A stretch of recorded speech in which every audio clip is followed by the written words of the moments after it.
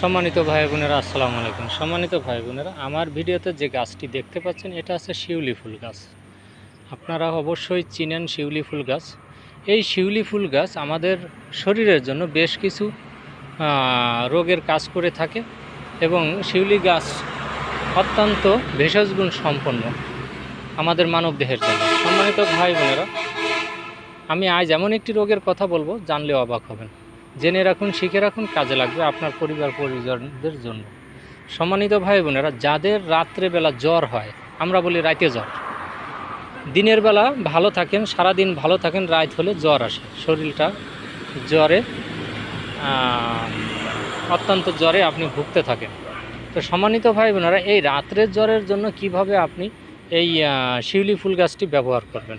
সম্মানিত ভাই বোনেরা, এরকম আপনি কিছু পাতা নেবেন, পাতা নিয়ে শেষে রস করবেন, শেষে রস করে 2 চামচ রস সকাল